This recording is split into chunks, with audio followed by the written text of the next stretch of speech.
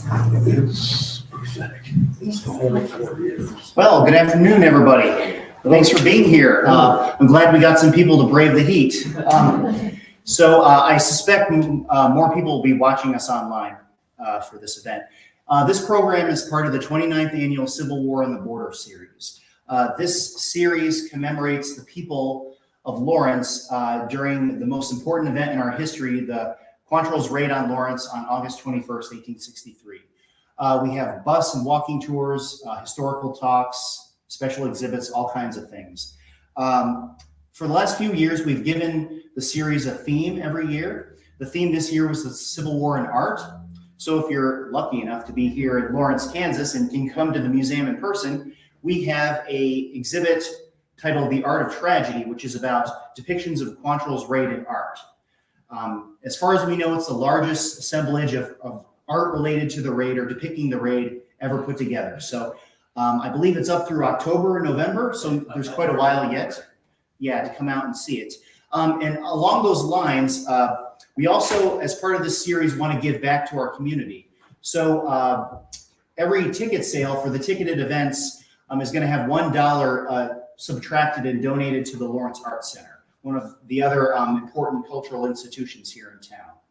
So with that, I'm just going to start off. This is the final event for Civil War on the Border 2024. So my name is Will Haynes. I'm the Director of Engagement and Learning here at the Watkins Museum. And I'm also a PhD historian, an honest-to-God historian with a doctorate. I earned my PhD at the University of Kansas, and I was studying the Civil War as my specialty. I love studying all aspects of the war, but I especially love delving into the material culture. And, I was very lucky to get a job at the museum because I really get a chance to do that sometimes. So what I'm going to talk about in this lecture is the experiences of soldiers during the American Civil War. I'm going to emphasize the experiences of Kansas soldiers because obviously we're in Kansas and their story is not very well known. It's not a story of an aspect of the Civil War that's told about very often. Also here in Lawrence, of course, we have a special connection to the Civil War in that, what some consider to be the largest atrocity committed against civilians during the war, Quantrill's raid, happened right here in our town. Also, as I'll mention here in a little while, Kansas and Lawrence had a very high rate of military service during the war. Kansas may have had the highest rate of service per capita among all the states that stayed loyal to the Union. Record keeping was a little spotty back then, but there's evidence to support that. And Lawrence had a large rate of participation as well. So I've assembled a collection of some items. The original pieces are mostly from our collections here at the Watkins Museum. There are some reproduction uniforms and equipment as well. This was my pandemic project. Okay, I started gathering these things. I went to some high-end, reputable suppliers who make, believe it or not, there's a whole cottage industry of folks who make authentic Civil War uniforms and equipment. And I did my best with my limited resources to find some good stuff. A lot of it was hand-me-downs or used when I bought it, but it just looks better that way when it comes to you used, right? So I'm going to start off by talking about what it was like to be in Kansas when the war broke out. So in January 1861, Kansas became a state, the newest state in the Union, and boom, right away the Civil War broke out. Eventually, 11 southern states seceded and formed a republic, the Confederate States of America, dedicated to preserving and expanding slavery. Lawrence was founded as an anti-slavery town, and it was in an anti-slavery state. And Lawrence is only 40 miles west of the Missouri border. Missouri is a slave state. It didn't fall to the Confederacy, not for lack of trying among the Confederates, but there was a danger perceived in Kansas that this 200-mile border separating the states could really be a liability, that Missourians might invade Kansas. So that's part of the reason why Kansas had such a high rate of military service. Now, interestingly enough, the war broke out April 12th, 1861. That's not the interesting part. The interesting part is that President Lincoln immediately called for volunteers. The regular army of the United States was very small because Americans had a traditional antipathy and hostility toward large military forces. Number one, they have a tradition they've inherited from the English that standing armies are a threat to personal liberty, right? And also, it hits them in the pocketbook. If there's a large military, Americans don't like to be taxed. We all know that. So for a long time, up to 1861, the country had a small military. It was more of a constabulary, like a police force out on the frontier. And virtually nobody wanted to be a soldier. It was actually kind of a rare thing as an American to ever see a soldier. That's how small the regular army was. There was a sense that serving in the army was dishonorable, that it was the last refuge of a criminal or a very poor person who couldn't find any other type of work, right? This was the reputation that the U.S. military held. It was held in kind of low esteem by society and by the U.S. Congress, which was responsible for passing the laws to get the army equipped and paid and all that stuff. One story will highlight this. Ulysses S. Grant, future commander of the U.S. Army and President of the United States, he graduated from West Point in 1843, and young U.S. Grant walks down the street in, I think it was Cincinnati, somewhere in Ohio, and he's resplendent in his new U.S. Army lieutenant's uniform. And a little boy trailed him down the street shouting insults at him and said, "Soldier, will you work?" Things like that. The phrase, "Soldier, will you work?" was a common diss directed at soldiers at the time. So that's the story as far as the military goes when the war breaks out. So Lincoln calls for volunteers to augment the very small regular army. And in like a switch is flipped. The esteem of the military changes. Now it's an honorable thing to enlist and serve your country. The United States has been in danger. All these states are seceding. And many people, particularly in Kansas, are opposed to slavery. And they don't want to see slavery expand like the threat that the Confederacy poses. Reverend Richard Corley was a minister here in Lawrence. He had been active on the Underground Railroad as well. And in his memoirs written many years later, he remembered the people of Kansas regarded the war as the inevitable sequence of the events which had preceded it. It was only a continuation of the struggle which had been going on in Kansas for 6 years, referring to the territorial period in Bleeding Kansas. So for Kansans, it feels like it's the same fight. Now it's on a nationwide scale. And we've got to, man the barricades again and defend Kansas and our free institutions. Reverend Corley goes on. Kansas therefore had everything at stake. The success of the rebellion, meaning the Southern Rebellion that formed the Confederacy, would mean the destruction of Kansas. It was exposed to all the perils of a hostile frontier. It responded, therefore, to the nation's call for troops with an alacrity seldom witnessed. Her sons pressed into the service until her prairies were desolate and her homes almost deserted. And that's only a slight exaggeration on the part of the good Reverend, right? Lawrence and the rest of Kansas had a very high rate of service, as I mentioned. Now, oddly enough, though, President Lincoln and the Secretary of War initially did not call on Kansas to contribute to the volunteers that were being raised. The idea was that, you have at least 3 military installations in Kansas: Fort Riley, Fort Scott, Fort Leavenworth. The federal troops in these installations are going to be pulled out and sent east to fight in the war. So the assumption is that, well, Kansas is going to have to shift for itself and defend its own borders. But Kansans were cognizant of that. They wanted to defend their state, obviously, but they also wanted to take part in the war for the Union. As the newest state in the Union, they feel deeply committed to this struggle for preserving the Union and hopefully ending slavery. So almost immediately, Kansans start joining up. 60 companies are formed in Kansas just in 1861. And Lincoln and the Secretary of War, and they have the help of General and Senator Jim Lane, a Lawrence resident, they changed their minds and they started enlisting regiments of Kansas troops.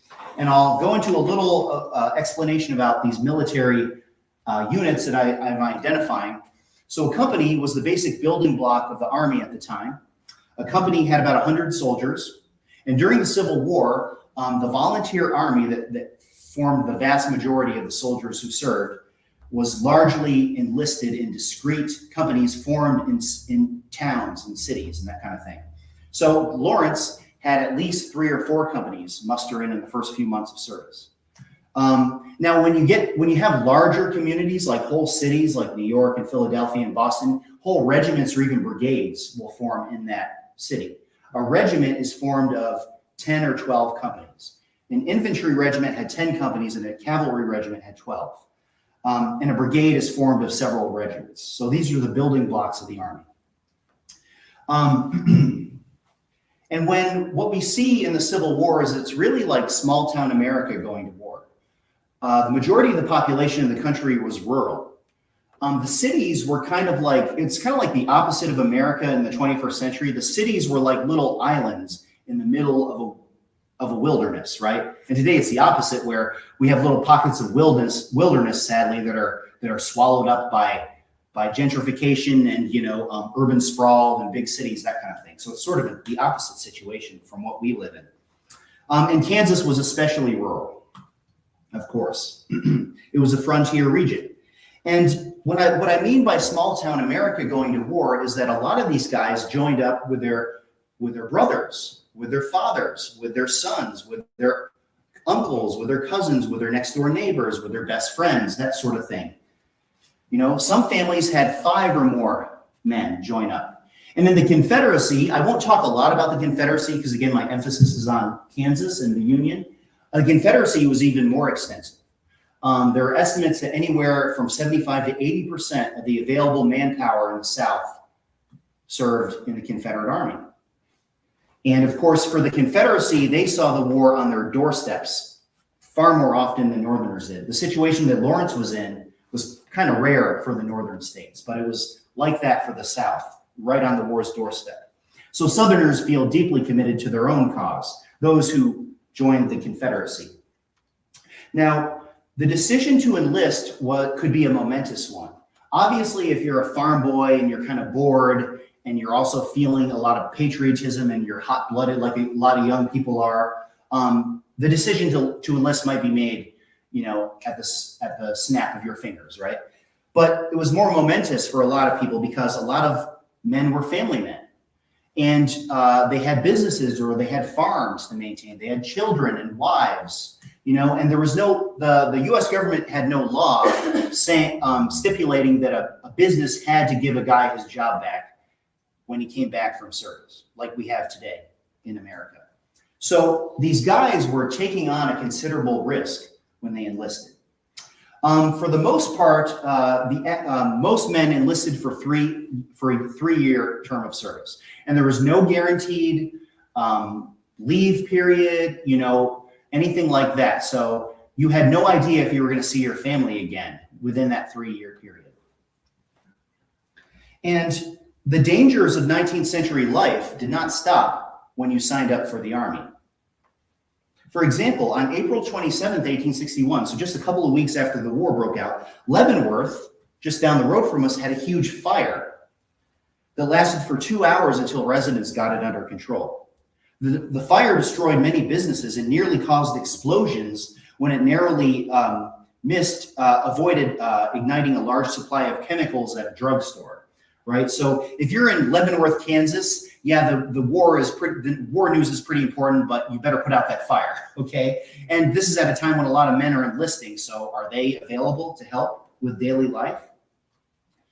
So just another example of how momentous this decision was. In Topeka, there was a guy named A.J. Huntoon who was a doctor. And his wife, Lizzie, is living back in New Hampshire with their young son because it's safer being back in New Hampshire.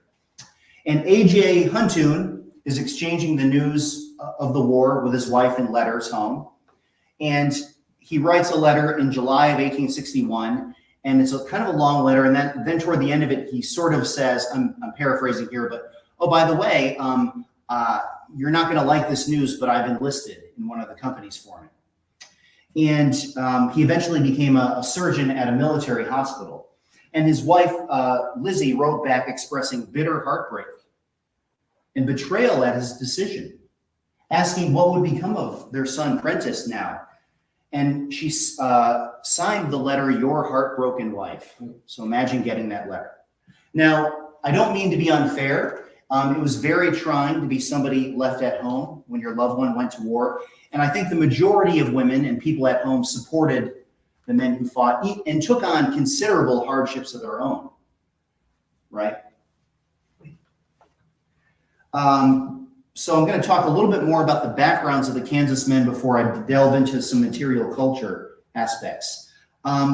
Army companies were extensions of their hometowns. As I mentioned, most companies were sort of discreetly enlisted in villages and towns and cities, that sort of thing. So there was a good chance that you knew everybody, just about everybody that you would enlist with. When companies left for war, the citizenry, the people left behind, pledged to support them and to send them what they needed in service. And this was very important in Kansas because Kansas is way out on the frontier. The federal government has its hands full just trying to equip the men who are being raised to fight in the war on the East Coast. It has virtually nothing to spare for the people out here. So in a lot of communities, what you see in the first year of the war is that the women in the town band together and they make uniforms for the soldiers in their company that are marching away, their relatives marching away to war. But that was difficult to do in Kansas because there wasn't a large cloth industry, and provisions, food, clothing, that kind of thing was kind of hard to come by out here on the frontier. The railroad doesn't come to Lawrence yet, right? River traffic is very difficult on the Kansas River.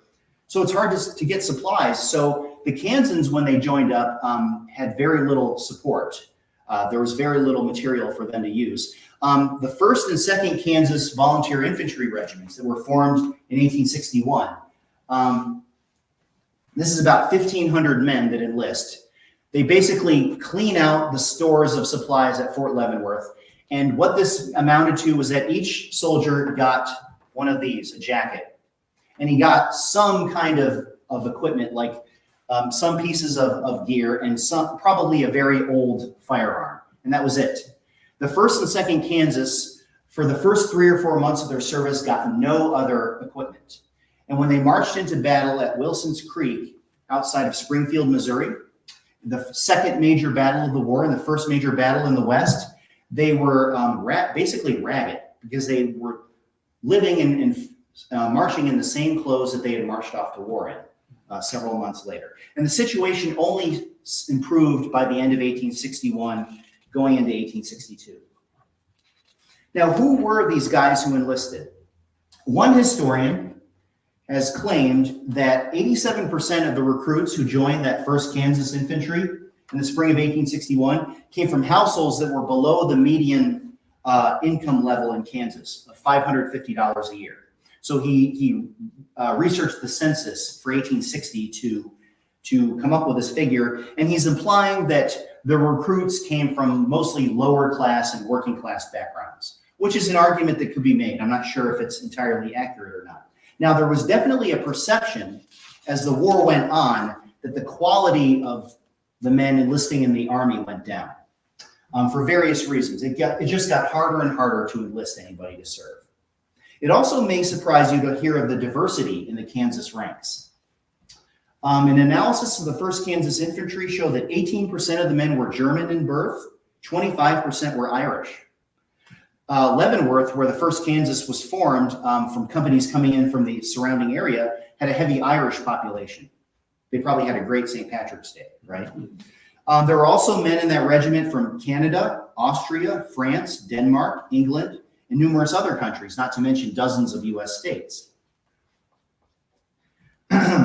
And later in the war, the summer and fall of 1862, going into 1863, Kansas famously started recruiting African-American men into the Army. These were primarily Southern men who had been born into slavery in Missouri and in Arkansas and other Southern states.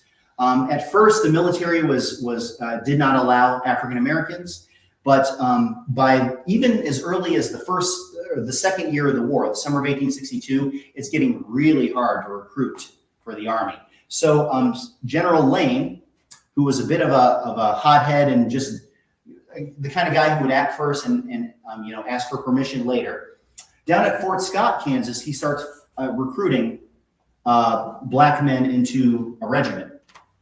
And these men are sent into combat before they are even mustered into federal service. There's a guerrilla war happening along the Kansas-Missouri border. And the situation is so volatile that the 1st Kansas Colored Infantry, as they become called, General Blunt, who was in command in that area around Fort Scott, had maintained these men are not going to be put into the field. They're only going to be used for guard duty and manual labor because it was just too controversial to countenance any other, combat duty was out of the question for these guys. But the situation is so bad that he has no choice but to send them into the field. And at a place called Island Mound outside of Butler, Missouri, they come up against Confederate guerrilla fighters on horseback who are much better armed with multiple 6-shot revolvers. And the men of the 1st Kansas, and I'm going to be a good museum employee and put on some gloves before I pick up this artifact. The men of the 1st Kansas who went into this fight were largely armed with antiquated smoothbore muskets similar to the one I'm holding here. I'll talk more about this weapon here in a minute. Even for the time, they were outmoded. All right. The Confederate guerrillas are shouting racially charged taunts at the men of the 1st Kansas, telling them to come on and fight them. And the men of the 1st Kansas advance into this battle, and they beat the Confederate guerrillas. And this action, fought by Kansas troops just across the border, becomes famous across the country.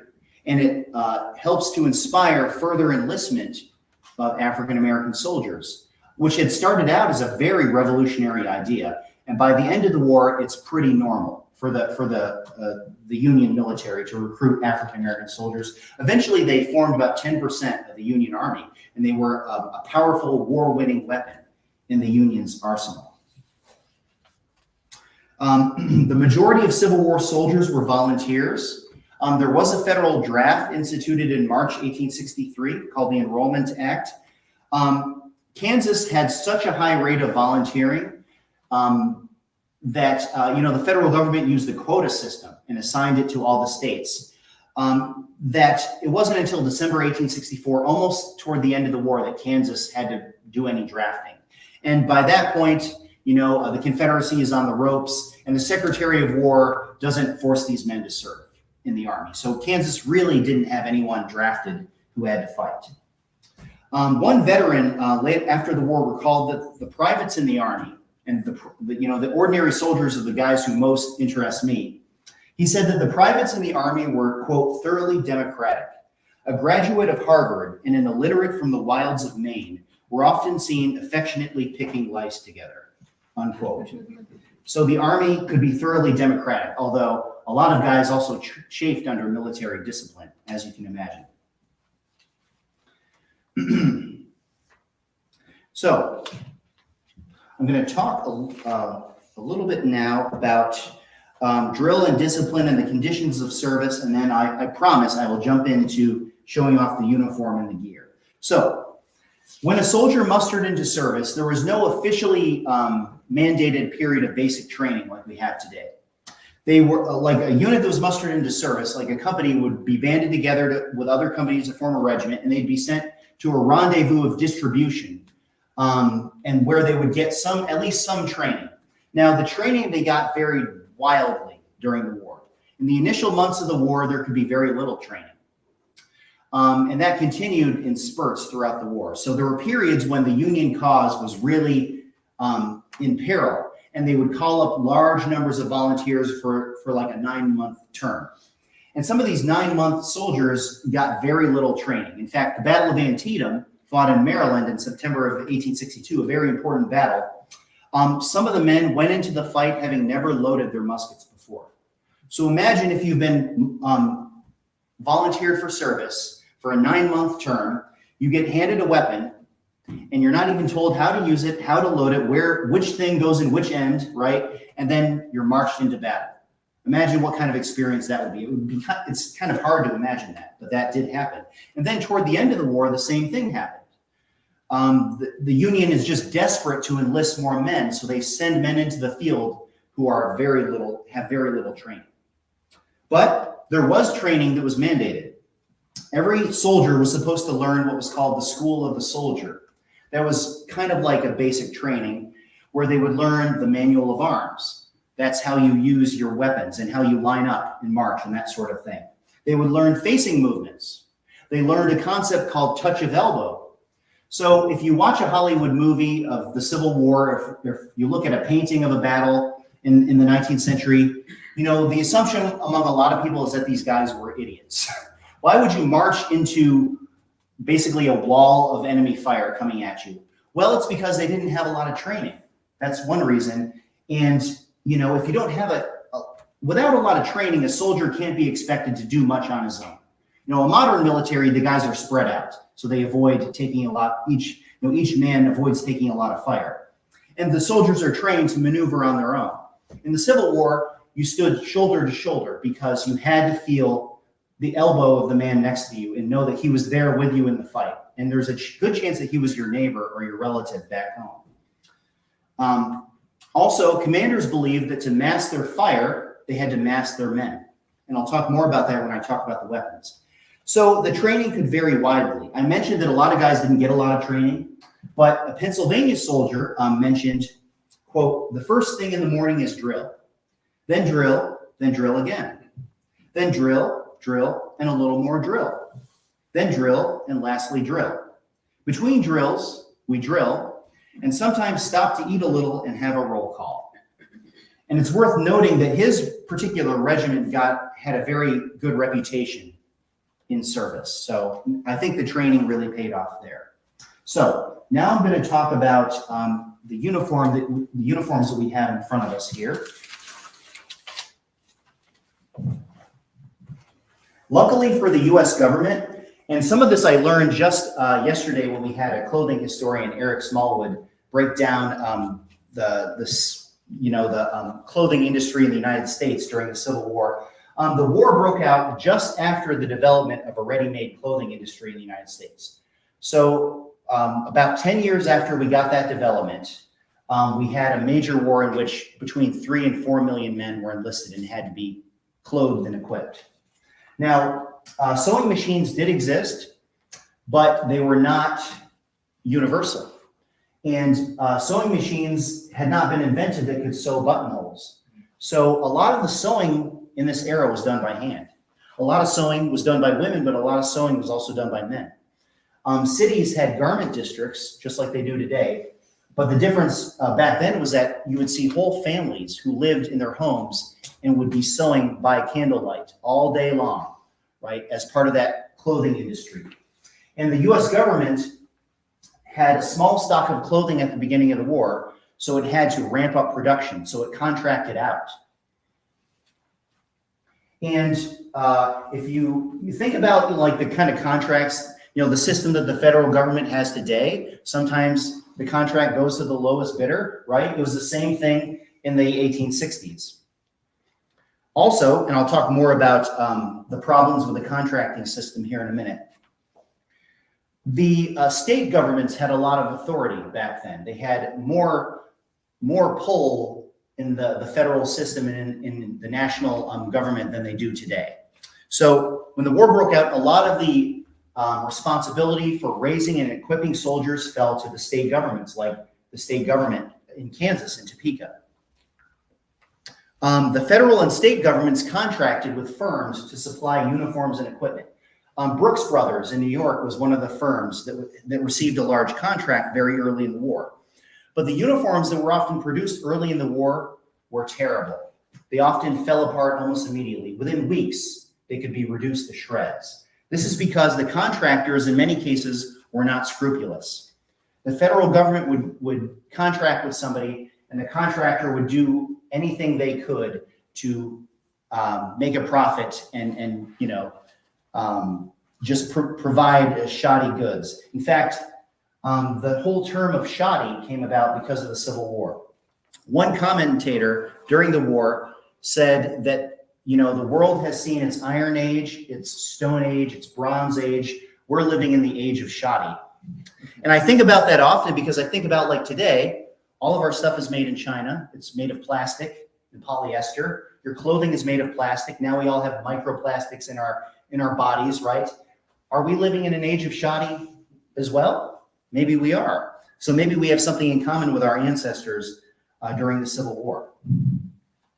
And contractors would engage in fraud.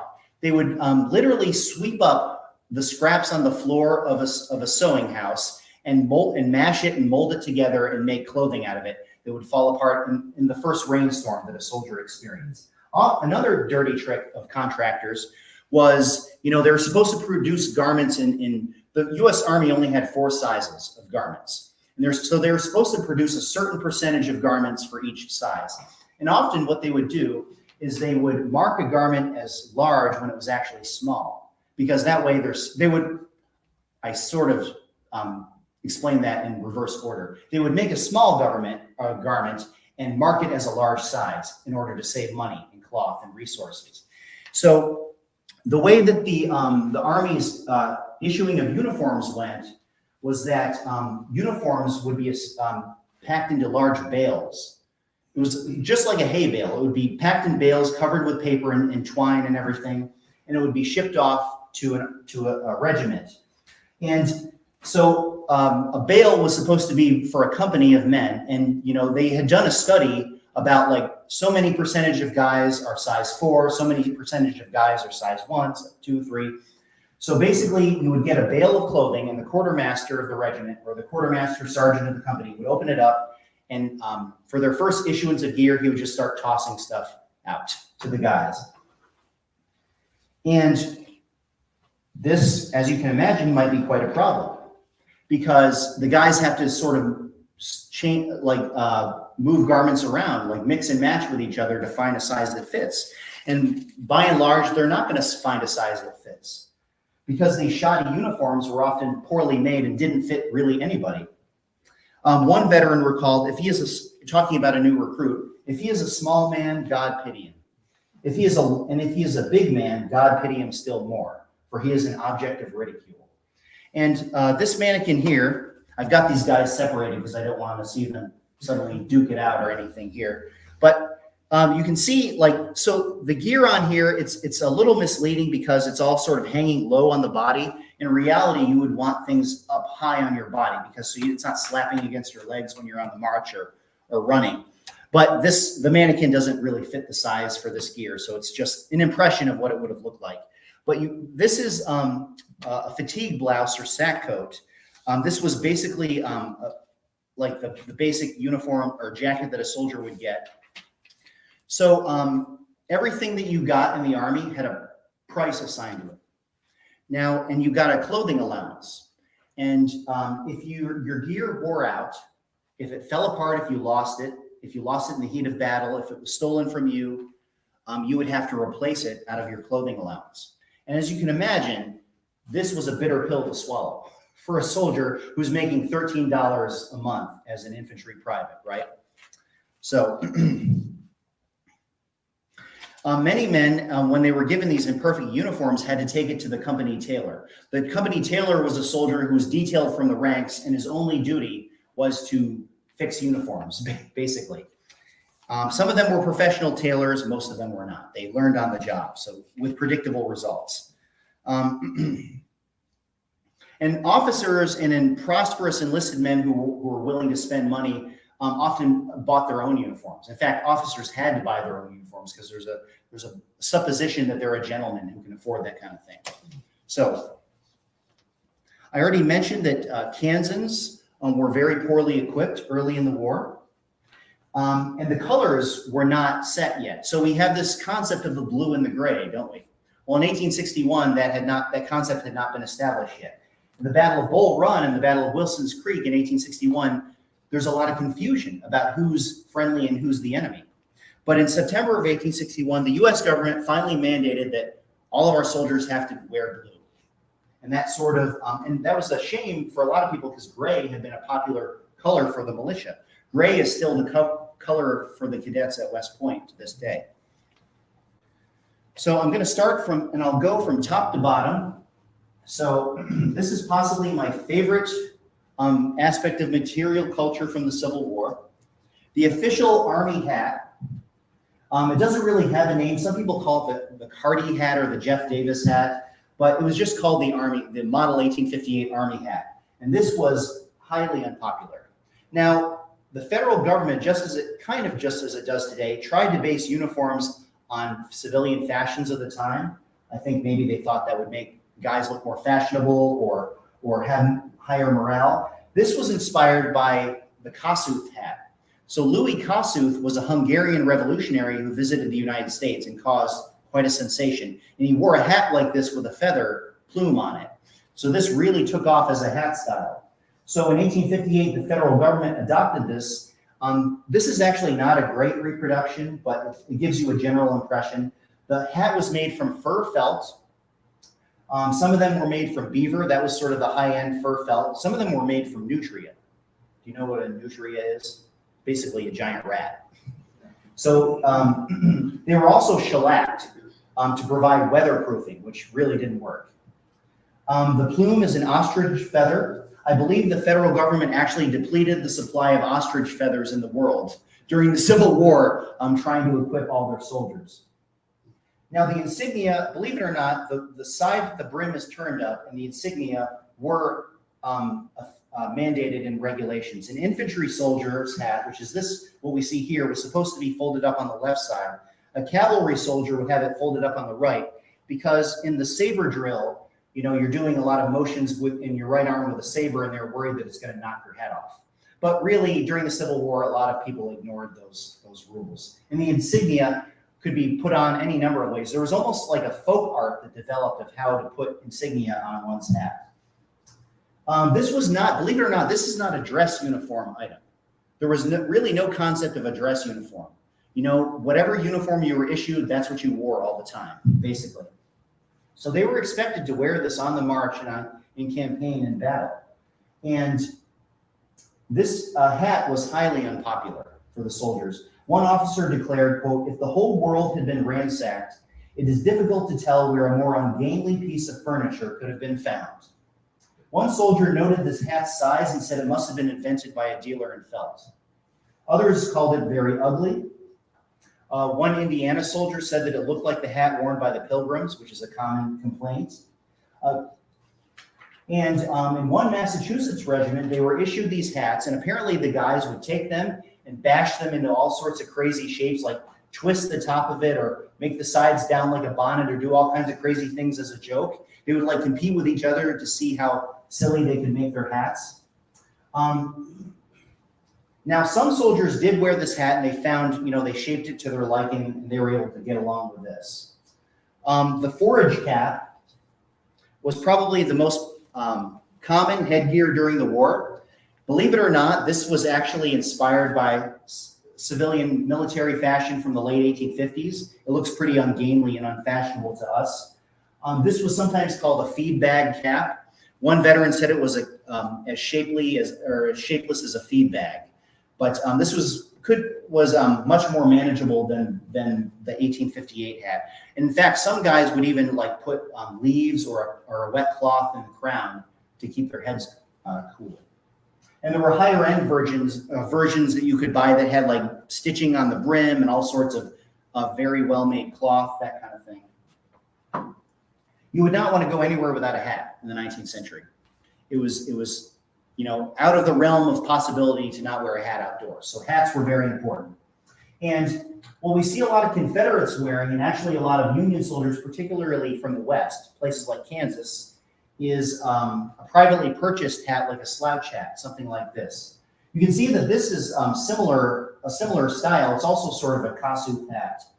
And a lot of men just pick these up. You know, they would have them sent from home. They would buy them on their own. They would steal them from some civilian. And a lot of the enlisted soldiers would decorate them with an officer's insignia, like the hat cord here, which you can see is a little bit higher end of an item than this, despite regulations forbidding this practice. So you can see that, you know, these volunteers are not very interested in following the rules.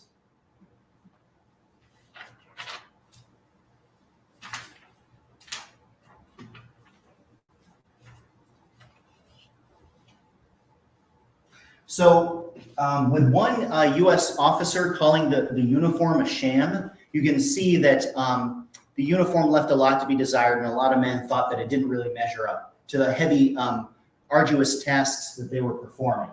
And especially along the Kansas-Missouri border, which is where a lot of Kansas soldiers served, we get a situation pretty early on in the war where guys just wear whatever they want. And maybe that's good for them, but that can be a liability, because what if the enemy is also wearing whatever he wants, right? And in the very vicious guerrilla warfare that quickly broke out, one common tactic is to wear the other side's uniform, right? To sneak up on them and pose as a friendly force. So if you're a civilian, if you're a lone soldier or a small group of soldiers on a patrol or marching down a road and you come up against somebody wearing your uniform, can you be absolutely certain that they're actually a friendly face? No, you can't. So the situation could be pretty dicey. All right. So Confederate uniforms are a little bit different in that the South did not have much of a clothing industry. So they had to make do. And they had a commutation system early in the war in which soldiers received money to have uniforms made for them, often by their relatives back home. So this garment is jean cloth, which is sort of like modern denim. Cotton being very accessible in the South, it was used in a lot of uniforms. Is it gray? I don't know. It's kind of like that internet controversy from a few years ago. Is this dress black? Is it red? Right? I forget what the colors were. But the uniforms were made in all sorts of shades. Even the Union uniform, the shade of blue could vary. People said that it could vary. It could be anywhere from light blue to like a black. You know, when you have a company of men lined up and they might be anything but uniform, even if they're wearing the same garment. So on this Confederate here, we can see he's fairly lightly equipped. He's got a lot of the Southern soldiers were not able to get blankets because wool could be hard to come by in the South. They were issued pieces of carpet or pieces of just whatever material was available. So this guy has just a piece of carpet that he's been issued or gotten from somewhere, and he's tied it up as a bandolier. So he would wrap himself up in this at night. He might have a spare shirt, a pair of socks in there, something like that. What do you think this is that's hanging from his coat here, hanging by a button? Toiletries? No, toiletries could be hung from the jacket. One description I've read of Confederates said they often had a toothbrush tucked in one of their buttons. But no, this is a bag of tobacco. This is real Virginia tobacco here. So he's got a little tobacco pouch there for easy access, you know, if he needs a chew or a smoke. Also, this guy, and I hope he doesn't mind me pawing through his clothing here, but this guy has something special in his jacket pocket as well. And I'll talk more about food later on. Confederates had a much more difficult time generally getting food than Federal soldiers did. The supply system in the South broke down pretty early on. This is a form of cornmeal called hoe cake. It was made by frying cornmeal in bacon fat, and you can see there are little streaks representing bacon there. This was called koosh. It was called sloosh. It was called a hoe cake, you know, Johnny cakes. It had any number of names. And ironically, it was a dish that was introduced to them by the slave population. So this soldier has a spare piece of cornbread right there. Talking about what goes under the uniform. So one of the things that separated a Union from Confederate soldiers was the quality of their shirts. And yes, this is an important topic. I bet you never thought about shirts during the Civil War, but this actually tells you quite a bit. There was a burial detail at after the Battle of Gettysburg, and these guys said that they could distinguish the Union from the Confederate dead by what kind of shirt they were wearing, the undershirt that they had. The Confederate soldiers normally had like a cotton shirt, something comfortable to wear. The Federal soldiers had this monstrosity. And I encourage you at the end of this program to come up, those of you in the room, and feel this between your fingers. It is not, I can't even imagine trying to wear this every day. It's a kind of a nightmare. It's a material called Demet flannel, which is actually very coarse and scratchy. It almost feels like sandpaper. So a lot of guys, one drummer boy wrote in his memoirs that he sent his issued shirt home as a curiosity for the family. And some guys would wear like a more comfortable shirt under this one. When you look at photographs of Kansas soldiers in the Civil War, you see that one item that was quite popular was a vest. So this was, a vest was part of a man's standard three-piece suit back then. And a lot of soldiers purchased these vests to augment their clothing. So one complaint with the U.S. Army's standard uniform was that in the summer it was too hot, and in the winter it was too cold, or it wasn't heavy enough, right? So a lot of guys had to augment their uniforms, and one option was to buy a vest from a sutler or an army trader and wear that. So a guy might carry this with him in the field during the cold months and just leave it back in camp or in a garrison if he during the summer months. So with that, I'm going to talk about the equipment. This is going to be a discussion of the typical equipment that an infantry soldier would carry. I decided to focus on the infantry, the guys who fought on foot, because the cavalry and the artillery used horses. And something told me that the director of the museum wouldn't allow me to rent a horse and bring it in. So I'm going to talk about the infantry. Now, it's useful to note that all of this type of gear would not necessarily be available until late 1862, over a year and a half into the war. I mentioned before that a lot of the Kansas troops who fought at Wilson's Creek were quite ragged because they were having supply issues. But by 1862, a lot of these issues had been cleared up for most of the soldiers. So I'm going to show the knapsack now. So this is the standard knapsack that was issued to the Union Army. And I didn't dare put it on the mannequin because I don't know that guy could support this much weight. The knapsack could weigh anywhere from 10 pounds to 20 pounds based on how much was stored in it. Early on, if the soldier was lucky enough to get all of the gear he was required to have, a lot of the men packed it very full. And what they quickly learned is that it was a beast trying to carry this thing when it was fully loaded. So often the first long march that a regiment would go on, the guys would start pulling things out and throwing them by the side of the road, or they would stop and sit down and start pulling things out of their kit and throw them by the side of the road. And you actually would see civilians, including enslaved people in the South, who would run along the road and gather up a lot of this army clothing and gear because it was quite useful for them as well. So on the top of the knapsack, we have a blanket, and then it's called a double bag knapsack because it has two compartments. And I'll show you how this is put on. And hopefully I don't get a lot of loud popping and banging from the microphone when I do this, but we'll see. In fact, maybe I'll just go ahead and turn it off to avoid that.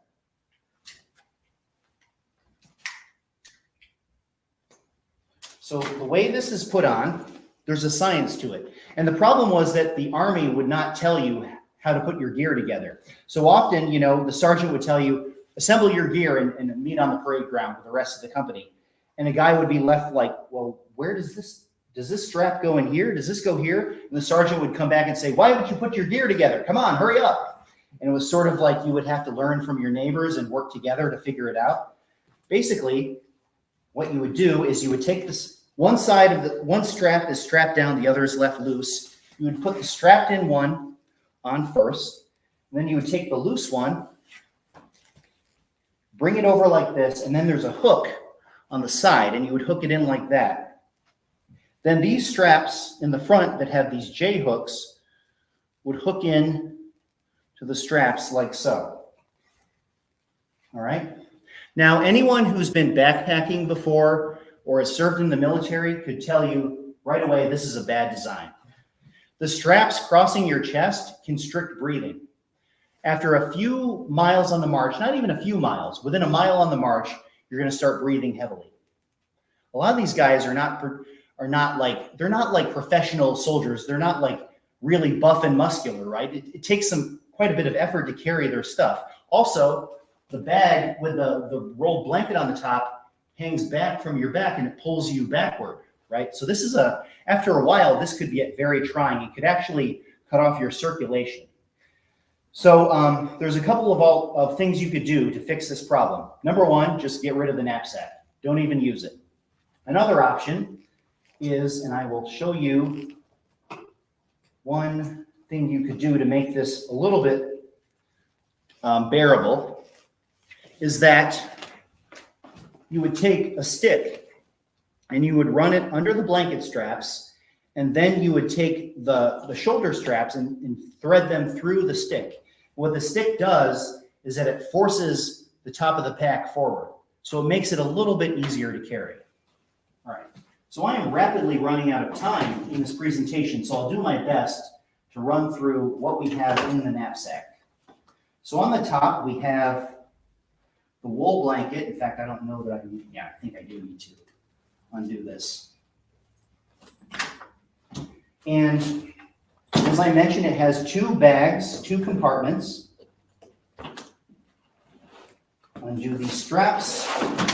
On this in the middle is what's called a painted blanket. This was a very prized item. There was a rubber blanket version of this, which was better, but because the federal government, had to make do, a lot of the contractors would just paint a blanket with a somewhat waterproof material. And this, you could either tuck this in or roll it on the blanket, or sometimes they would tuck it behind their belts on the march. All right, in one compartment, you might have a greatcoat. Now, in the summertime, you're probably not going to take this with you. You're either going to discard it and hope to get issued one later, or buy one, or tuck it away somewhere in garrison. This is the greatcoat that you're supposed to wear in the winter. The infantry, the foot soldier version has short sleeves and it has a standing collar. The horse soldier's version had a longer cape because it was meant to drape across the equipment that's strapped to the saddle and provide some rain protection, or some protection from the rain in that way. So it's always important that the compartment closest to your back is soft, has something soft resting against your back. And in this compartment, we have, let's see what we have. We have an extra pair of drawers. These are actually a civilian pair of drawers. The Army's drawers were made of a material called Canton flannel, which again was rather uncomfortable. So a lot of men would just buy a set of more comfortable drawers.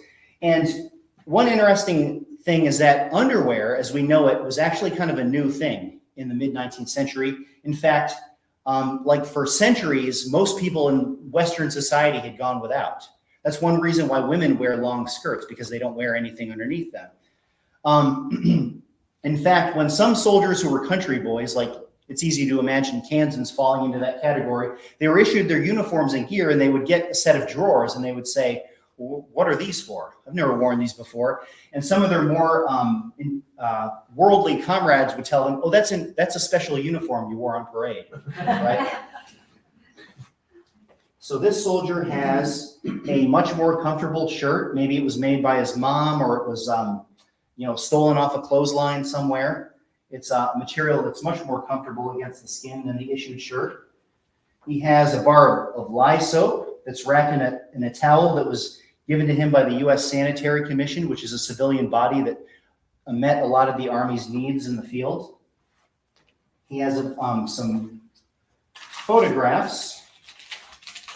These are parts to visit, probably of loved ones back home, that he's decided to take with him.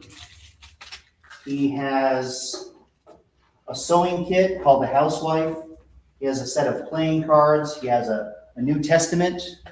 He has a straight razor. It's actually probably rare for a soldier to carry this in the field. There was usually a company barber that would do the shaving for them. But I was visiting the Kansas Museum of History a couple of years ago, and they had an original Wade and Butcher razor from Sheffield, England on display that had been used by a Kansas soldier. And I said, I need to find one of those. So I was able to find a version. So this is an original straight razor of the time that at least some soldiers carried. Now, playing cards. This is a patriotic set of playing cards that have patriotic motifs, popular after the war broke out. This is a more common set. You can see that the cards didn't have numbers on them at the time. Games of chance and gambling were quite popular in the Army during their extended periods of off-duty time. In fact, there was a Union field army called the Army of the James, and these guys called themselves the Army of the Games because they gambled a lot. But one phenomenon that you would see in battle is that guys would take out their playing cards and toss them away. They were worried that if they were hit and killed and word got back to their family or to their friends that they were gambling using playing cards, their reputation would suffer. And this guy has as well a magazine or a newspaper called the Tract Journal, a religious periodical. He has a magazine called the Prairie Farmer. The armies that served in the Civil War were the most literate in history up to that time. About 20 years prior to the war, the public education system had really taken hold in the United States. So, and we're very fortunate to have a lot of letters written by the soldiers to their loved ones back home and vice versa. Tens of millions of letters were written during the war, and many of them survived. So we know more about these guys in this war than we do about soldiers in any previous conflict. And there's a lot more stuff in here that I won't go into detail because I'm just running out of time. But this particular item, this is interesting. This is a comb made of what was called vulcanized rubber.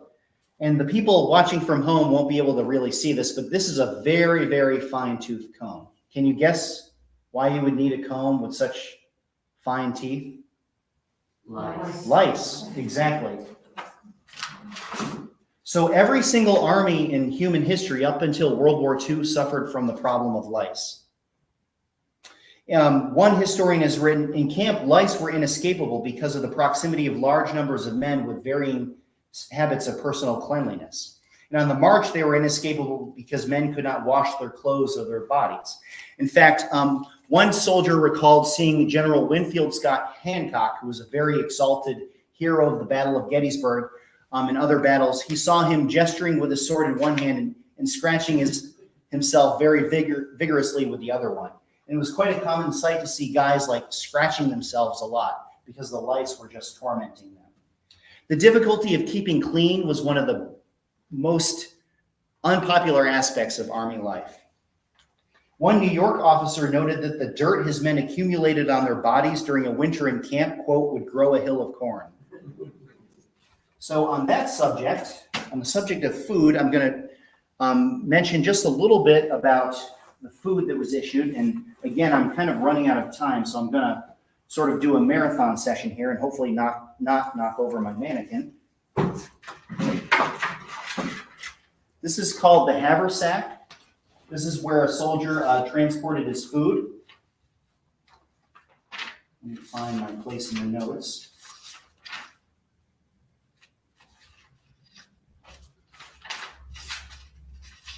Well, so you can see that there's a tin cup buckled on the outside, and this was used for all manner of things, particularly food. And the haversack quickly gained a reputation for being pretty disgusting because guys would like open it up and just, whoa, it just smelled terrible. One veteran said it was the most odorous piece of his equipment that he ever experienced. After a few days on the march, whatever you were carrying smelled pretty rank. This particular guy has hardtack, and this is not a very good reproduction. They were actually lighter in color than this, but they were just plain flour and water biscuits, extremely hard. They could actually break your teeth biting into them. So guys would actually break them with the butt of their muskets or grind them up like with a rock or with the socket of their bayonet. And like they would make like a stew with bacon grease, things like that, to make them palatable. Sometimes they were found filled with weevils and maggots. You would, if you had a piece that was rather soft enough that you could actually break it open, you might break it open and you would pull it apart and there'd be a web in there from the bugs. This was a time before strict food safety laws, clearly. So this guy also has a couple pieces of salt pork. This was known as sow belly or salt junk. This is an extremely salty piece of pork. So when you picture bacon, you probably don't picture this, but this is what bacon was in the 19th century. It was it went through a curing process where they would just load it up with salt. They would just cover it in salt and leave it to hang up for years. It could last almost indefinitely. And apparently the contractors who supplied the army would supply the salt pork in barrels. And when they would take off the lid of the barrel, and they would often use a hooked bayonet to peel out the pieces of salt pork, and it would make like this loud sucking noise when they pulled it out. So there was also a beef ration that was called blue beef or salt horse.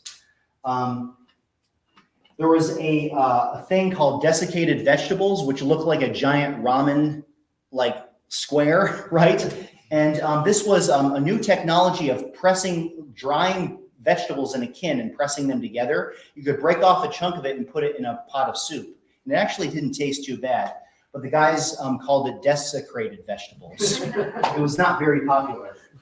Now, this particular soldier also has some coffee. Coffee was a staple. Soldiers drank coffee religiously. And actually, it was the Civil War that really jump-started coffee culture in the United States. Coffee really wasn't that common before the Civil War, but it was very common during and after the war. In fact, one veteran after the war said that the Civil War veterans in the community were the heaviest coffee drinkers in the whole town. He also has, in this sack, he has a ration of sugar. And I believe, yes. So this is how sugar appeared at the time. It's in a cone. It's like a brown sugar, and it's fused together in a cone and wrapped up just like this. So this guy probably pilfered this from some farm or something like that. He also has a tin plate. The tin plate and the cup could be very useful for digging entrenchments, right? If you're in the field and you're in a hairy situation. He also has a piece of china here that he probably stole from some poor farm woman somewhere in the country or in wherever the army was marching. So this concept of the jayhawker that developed just before the Civil War was refined during the Civil War. Kansans became known as jayhawkers. Jayhawker became an action. If you jayhawked, it meant you went out and raided the civilian countryside. You know, the army called it foraging. So political correctness is not a new concept, right? Foraging really meant jayhawking and stealing from enemy civilians. And a lot of guys got their food that way, which is why this bayonet is not being used as a weapon. It has a loaf of bread stuck to it. There's a sketch by an artist named Edwin Forbes, who was an artist for one of the illustrated weeklies of the time, and he depicts a column on the march, and one of the guys has a loaf of bread stuck to his bayonet. Also, this soldier has a pipe for his off-duty hours. Maybe this Confederate would have loved to have this particular item. Cigarettes were not popular during the Civil War. Chewing tobacco and pipe tobacco were very popular, however. All right, well, I've made a total mess of my area here, but I want to make sure that I talk about the weapons as well. So this soldier is carrying oops, he fell off his legs here. He's carrying a cartridge box. This is where you would store your ammunition. It held 40 rounds of fixed ammunition, and I have an example here. I'm going to talk about some of the weapons here in a minute, but this is what's called a round of buck and ball. So the Army and the militias used a lot of outmoded weaponry, particularly in the first year or two of the war.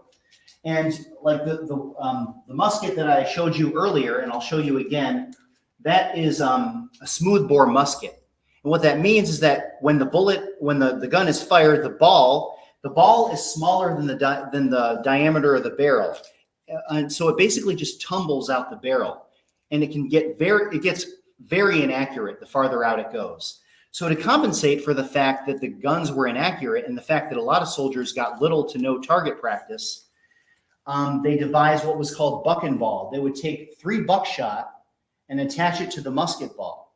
So when you loaded the gun and you fired the trigger, it was basically a shotgun, and you were bound to hit something in front of you.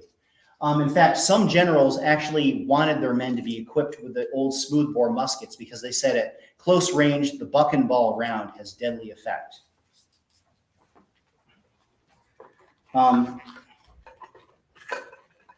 The other type of round I'll show you, and afterward you can come up and see these a little closer. This is an example that was dug up in, I believe, Georgia. This is a mini ball. So firearms went through sort of a revolution just before and during the Civil War. And by the second year of the war, most of the infantry were equipped with rifled muskets. So they had rifling in the barrel, which meant that the bullet would travel farther and more accurately. And this bullet is a mini bullet, or a mini ball. It was invented by a French officer. And I don't know if you can see it, but it has these rings at the base of the bullet. So when the musket is fired, this is a piece of soft lead, of course, the rings would expand and fit into the rifling grooves in the barrel, which would make it spin farther and more accurately. So these were quite deadly as well. So I will show a little bit about I will tell you a little bit more about the firearms before we call it a day.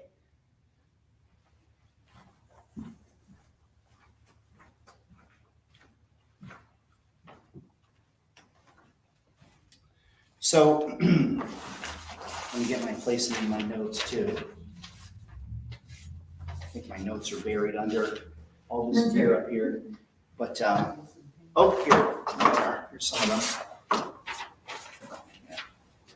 Just give me a minute while I find my notes buried here. There we go. All right.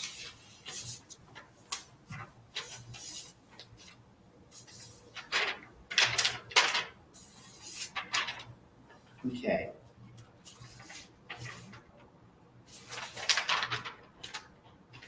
So this is an example of the outmoded weaponry that many Kansas and other soldiers were equipped with when the war broke out.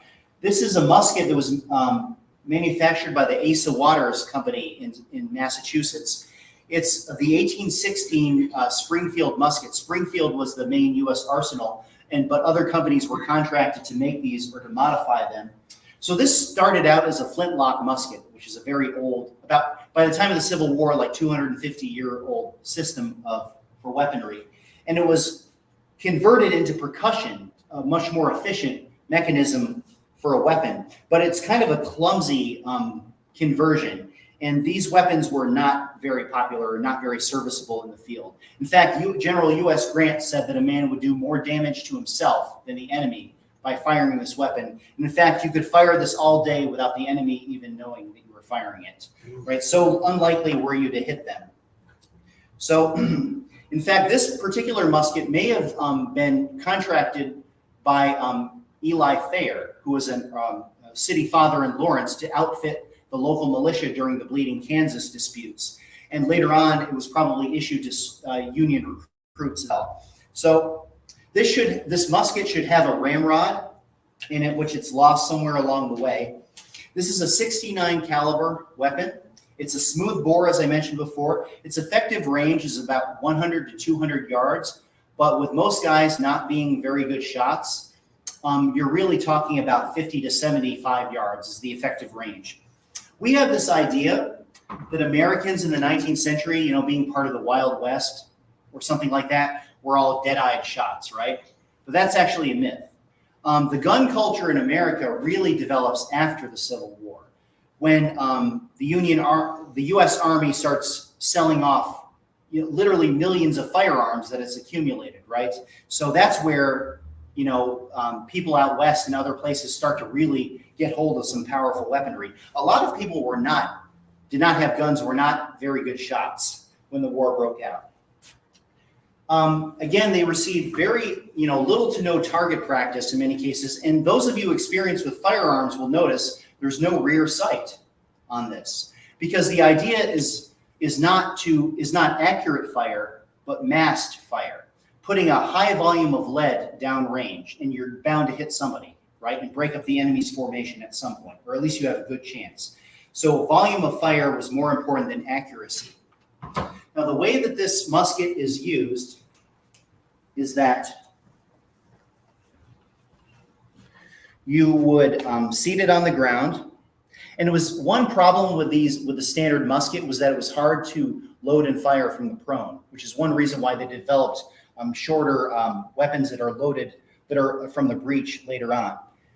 You would take a cartridge and you would tear off the end of it with your teeth, which is one reason why a man had to have good teeth to be enlisted in the Army.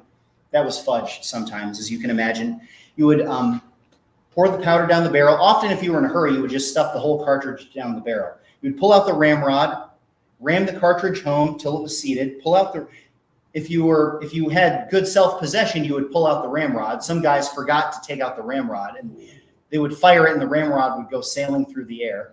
Other times they would, like at the Battle of Gettysburg, after the battle, they would go around the field and they picked up discarded firearms. They found one gun that was loaded up with bullets to the very end of the barrel, to the muzzle, because this soldier had apparently been so distraught that he just kept tearing off cartridges and stuffing them in the barrel and forgetting to ram it home, right? So it's a good thing that he didn't fire the weapon. It probably would have exploded in his face after a point. So you would take the cartridge, put it in the barrel, ram it home, reseat the rammer, put the hammer to half cock. You would take a percussion cap from your cap pouch, put it here on the cone, pull the trigger back to full cock, and then take a shot. You could also put it at half cock, and if you're moving forward or just waiting for a chance to fire. And a lot of officers, they would, when they were forming their men to make a charge, they would order them to go into the fight unloaded, just with bayonets fixed. Because the idea was that if they stop to fire, that's going to break up the formation and the men will lose their momentum going forward. So that's what the musket looked like.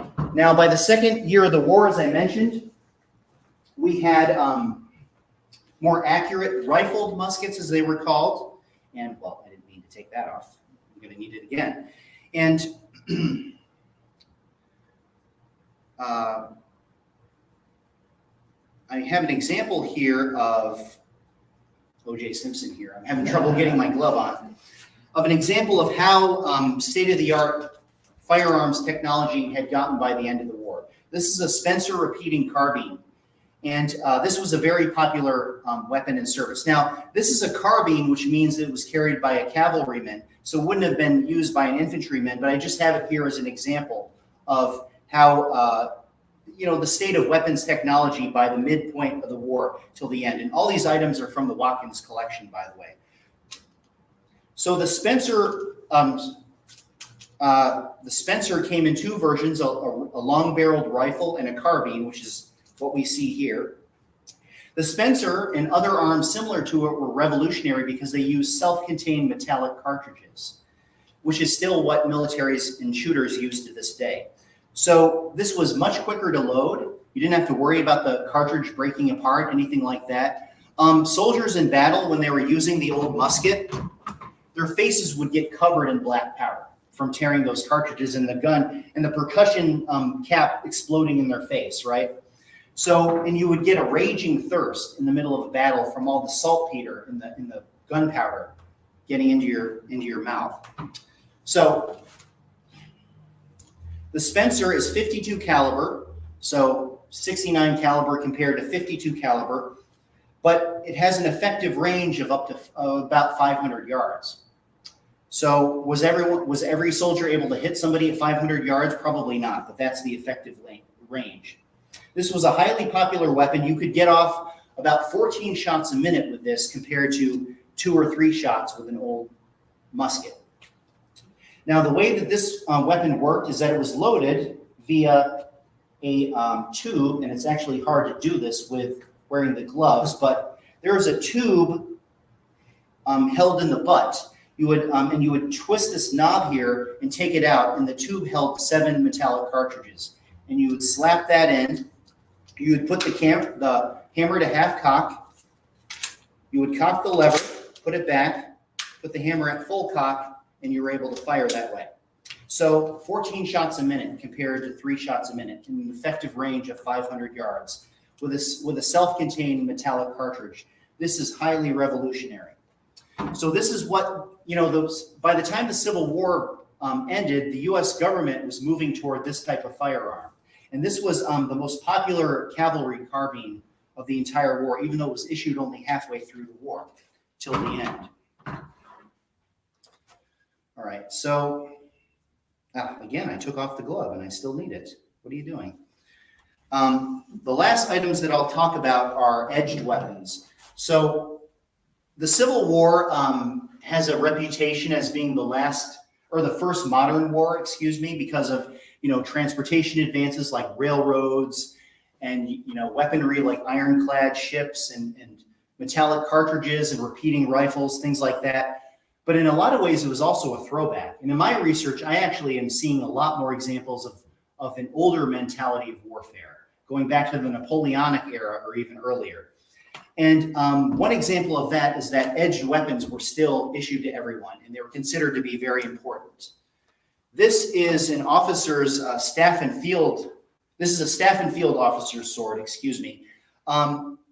I don't know if you can see this. You can come up afterward and look at this if you'd like. It's highly decorated. It's got designs burnished all over it. And this is really more of a symbol of rank than an actual weapon for use in combat. In fact, it's probably likely that this sword was never even sharpened, because that just was not the priority of the guy who was carrying it. This is a symbol of your authority as an officer. A staff and field officer is somebody who's the rank of major or higher, but a lot of the line officers, the captains and lieutenants, would just carry this, and nobody really minded. It looked very similar to the kind of sword that they were supposed to carry. And this guy is an 1840 dragoon saber. The men in the Army called it Old Wristbreaker. It was much heavier than the saber that was issued before that point. And one reason why it was so heavy is that, again, the weapons often weren't sharpened.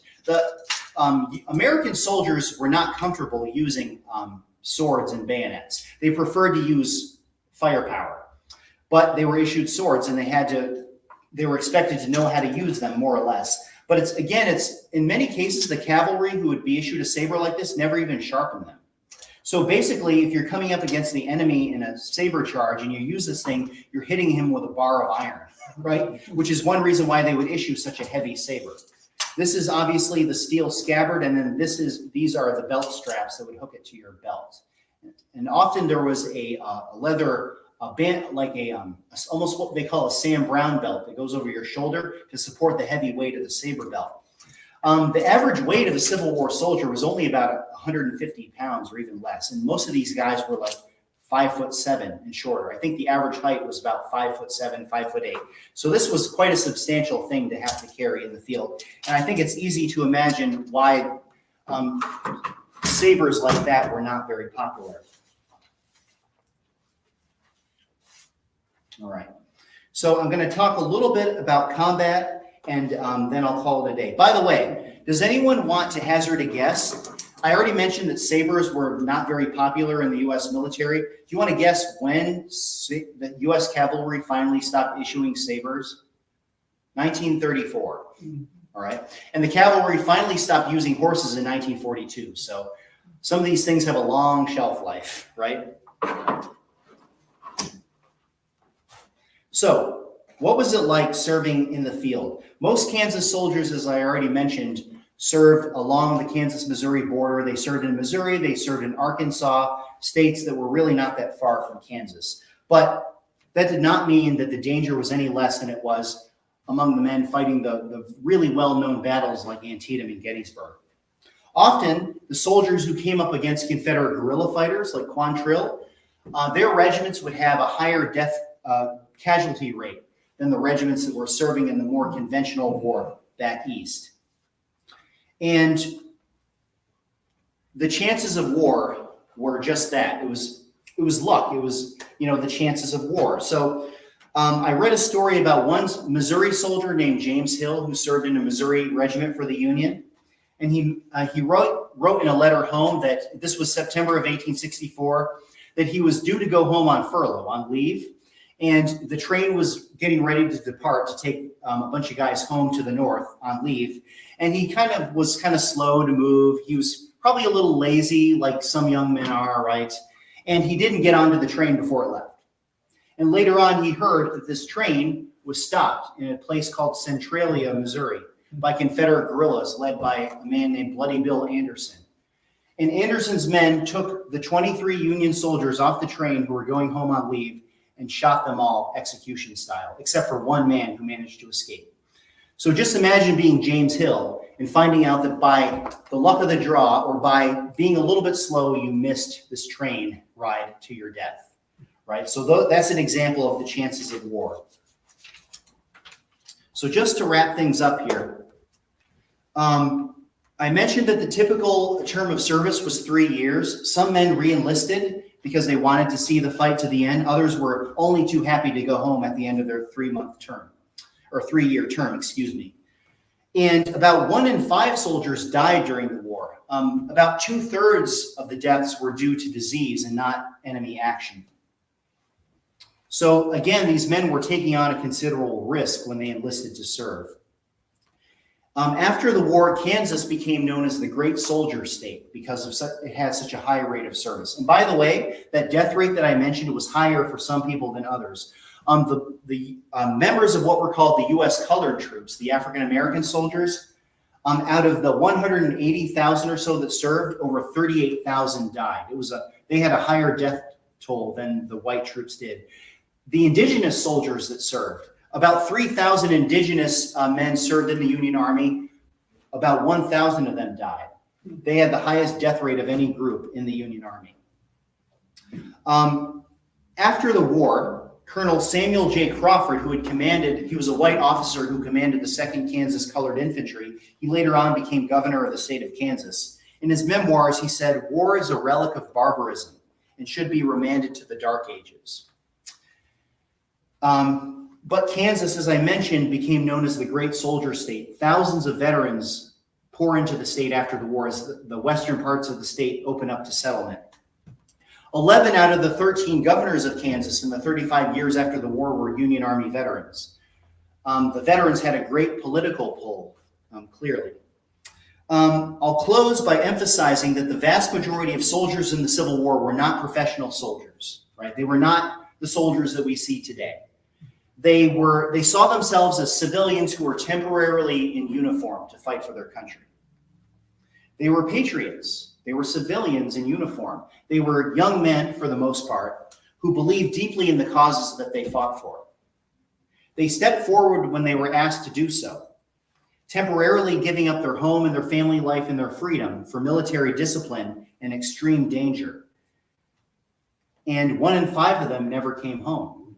But it's thanks to them, particularly the men on the Union side, that we have a country to this day. So with that, I thank you for joining me, and I'll answer any questions you might have. Thank you.